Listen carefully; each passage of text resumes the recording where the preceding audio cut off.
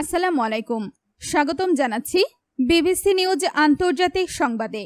শুরুতেই সংবাদ শিরোনাম, এরপর বিস্তারিত। ভেনেজুয়েলায় জোড়া ভূমিকম্পে নিহতের সংখ্যা ৪,০০০ ছাড়ালো। বাবার নিষ্পাপ রক্তের প্রতিশোধ নেওয়া হবে, মুজতবা খামেনি। নাম থেকে বাবার পদবি মুছে ফেললেন নেতানিয়াহুর ছেলে। হরমুজ ইস্যুতে আলোচনা করতে ওমানে আরাগচি। দর্শক, এতক্ষণ শুনছিলেন সংবাদ শিরোনাম, এখন বিস্তারিত।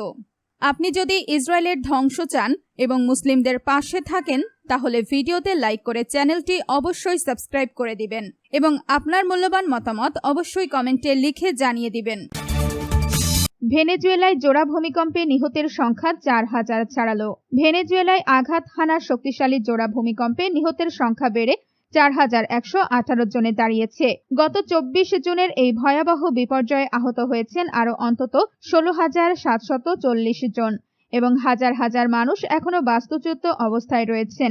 দেশটির ন্যাশনাল অ্যাসেম্বলির প্রেসিডেন্ট হোর্হে রদ্রিগেজ শুক্রবার ১০ জুলাই সামাজিক যোগাযোগ মাধ্যম এক্সে দুর্যোগ পরবর্তী সর্বশেষ পরিস্থিতি তুলে ধরে এই তথ্য জানান। হোর্হে রদ্রিগেজ জানান, গত ২৪ জুন দক্ষিণ আমেরিকার এই দেশটিতে মাত্র ৩৯ সেকেন্ডের ব্যবধানে ৭.২ এবং ৭.৫ মাত্রার দুটি শক্তিশালী ভূমিকম্প আঘাত হানে। এই জোড়া ভূমিকম্পে দেশ জুড়ে ব্যাপক ক্ষয়ক্ষতি হয়েছে। এখন পর্যন্ত ক্ষতিগ্রস্ত ৮৬,৭৯৪টি পরিবারকে জরুরি সহায়তা প্রদান করা হয়েছে। ধসে পড়া ও ক্ষতিগ্রস্ত ভবনগুলো থেকে এই পর্যন্ত ৬,৪৬২ জনকে জীবিত উদ্ধার করা হয়েছে। তবে ভূমিকম্পের তীব্রতায় ৮৫৬টি ভবন মারাত্মকভাবে ক্ষতিগ্রস্ত হয়েছে এবং ১৯০টি ভবন সম্পূর্ণ ভেঙে পড়েছে।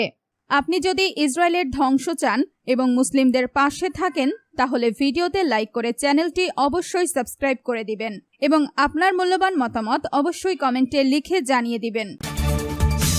বাবার নিষ্পাপ রক্তের প্রতিশোধ নেওয়া হবে, মুজতবা খামেনি। ইরানের সর্বোচ্চ নেতা মুজতবা খামেনি তার বাবা আয়াতুল্লাহ আলী খামেনির নিষ্পাপ রক্তের প্রতিশোধ নেওয়ার দৃঢ় অঙ্গীকার ব্যক্ত করেছেন। বাবার দাফন সম্পন্ন হওয়ার পর দেওয়া প্রথম বার্তায় তিনি বলেন, এই প্রতিশোধ গ্রহণ শুধু তার পরিবারের সিদ্ধান্ত নয়, বরং এটি সমগ্র ইরানি জাতির ইচ্ছা। ফেব্রুয়ারির শেষ দিকে যুদ্ধের প্রথম দিনে মার্কিন ইসরায়েলি হামলায় ইরানের সাবেক সর্বোচ্চ এই নেতা নিহত হন। বাবার আকস্মিক হত্যাকাণ্ডের পর দেওয়া এই বিবৃতিতে মুজতবা খামেনি তার বাবার জানাজায় লক্ষ লক্ষ মানুষের স্বতঃস্ফূর্ত উপস্থিতির জন্য গভীর কৃতজ্ঞতা প্রকাশ করেন। শোক সন্তপ্ত জনতার এই বিশাল সমাগমকে তিনি একটি শত্রু বিধ্বংসী এবং ঐতিহাসিক উপস্থিতি হিসেবে অভিহিত করেছেন। বাবার মৃত্যুর পর রাষ্ট্রীয় নীতি নির্ধারণে নিজের প্রথম প্রকাশ্য অবস্থানে এসে খামেনি স্পষ্ট করে দিয়েছেন যে তেহরান এই হত্যাকাণ্ডকে হালকাভাবে দেখছে না, আর জাতীয় আকাঙ্ক্ষা অনুসারেই এর মোক্ষম জবাব দেওয়া হবে। আপনি যদি ইসরায়েলের ধ্বংস চান এবং মুসলিমদের পাশে থাকেন, তাহলে ভিডিওতে লাইক করে চ্যানেলটি অবশ্যই সাবস্ক্রাইব করে দিবেন এবং আপনার মূল্যবান মতামত অবশ্যই কমেন্টে লিখে জানিয়ে দিবেন। নাম থেকে বাবার পদবি মুছে ফেললেন নেতানিয়াহুর ছেলে। ইসরায়েলের প্রধানমন্ত্রী বেনিয়ামিন নেতানিয়াহুর ছেলে ইয়াইর নেতানিয়াহু নিজের নাম পরিবর্তন করেছেন। ইসরায়েলি সংবাদ মাধ্যম হারেতজের বরাত দিয়ে জানা গেছে, ইয়াইর এখন থেকে ইয়োনাতান হুন নামে পরিচিত হবেন। মূলত যুক্তরাষ্ট্রে নিজের ব্যবসায়িক সম্পর্ক রক্ষা এবং বিশ্বজুড়ে নেতানিয়াহু নামের ক্রমবর্ধমান রাজনৈতিক ও আইনি জটিলতা থেকে তৈরি হওয়া নেতিবাচক প্রভাব এড়াতেই তিনি এই সিদ্ধান্ত নিয়েছেন বলে ধারণা করা হচ্ছে। হারেজ জানায়, ২০২৪ সালের ডিসেম্বর মাসেও ট্যাক্স বা কর সংক্রান্ত কাগজপত্র তার নাম ইয়াইর নেতানিয়াহু হিসেবেই নথিভুক্ত ছিল। তবে চলতি বছর একই পরিচিতি নম্বরের অধীনে তার নতুন নাম ইয়োনাতান হুন দেখা যায়। এমনকি নথিতে তার ঠিকানা হিসেবে বেলফোর ০ নামের একটি কাল্পনিক ঠিকানাও ব্যবহার করা হয়েছে। অবশ্য ইয়াইর এর আগেও সামাজিক যোগাযোগ মাধ্যমে নিজের নামের শেষে হুন পদবি ব্যবহার করেছিলেন।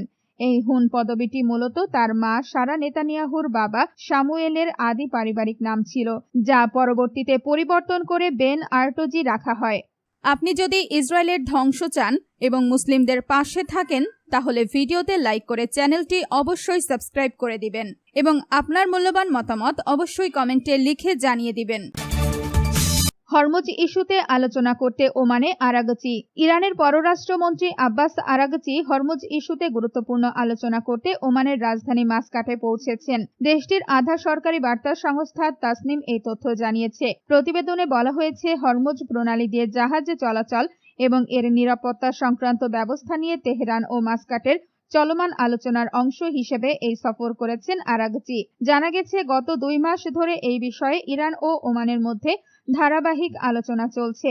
ইরানের কর্মকর্তারা বারবার বলে আসছেন, হরমুজ প্রণালীর নিরাপত্তা নিশ্চিত করা এবং এর ব্যবস্থাপনা পরিচালনা করা তাদের সার্বভৌম অধিকার। আপনি যদি ইসরায়েলের ধ্বংস চান এবং মুসলিমদের পাশে থাকেন, তাহলে ভিডিওতে লাইক করে চ্যানেলটি অবশ্যই সাবস্ক্রাইব করে দিবেন এবং আপনার মূল্যবান মতামত অবশ্যই কমেন্টে লিখে জানিয়ে দিবেন।